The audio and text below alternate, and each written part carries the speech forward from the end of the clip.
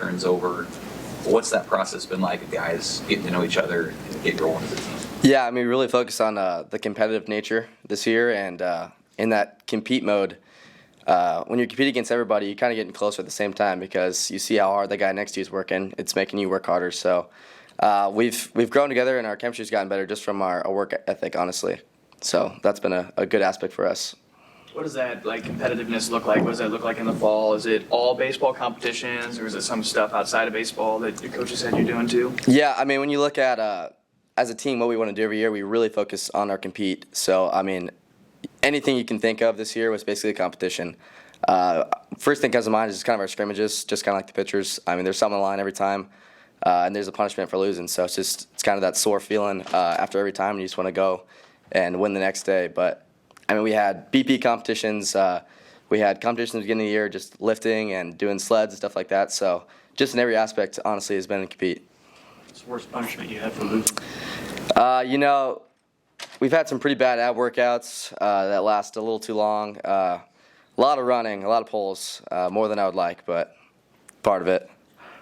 What's your sense of this lineup and maybe how it's different from what you guys had last year and maybe how you're going to approach things? Yeah, so I mean, obviously having Max and Bryce in the lineup was great to have, but this team's also great in different aspects. As if 1 through 9, we all have capabilities of filling our roles, and we have guys that have really bought into that. So that's been good to see, and even beyond 1 through 9, we have guys in the lineup that are going to be ready to step up at any time. So I think it gives our coach some freedom of just putting anyone out there that they feel is ready.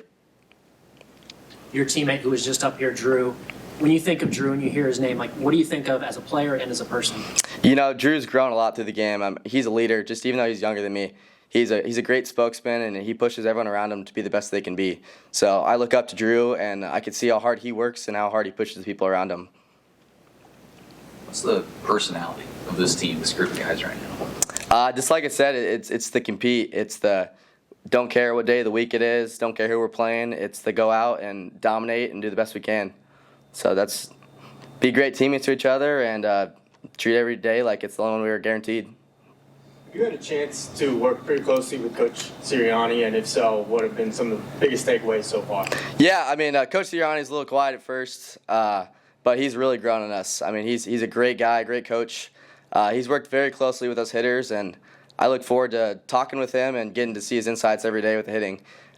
He's able to bring a lot of things to hitting that I haven't heard, and hitting can be repetitive and a lot of things you learn. So just getting that new voice with new ideologies has been great for me as a hitter.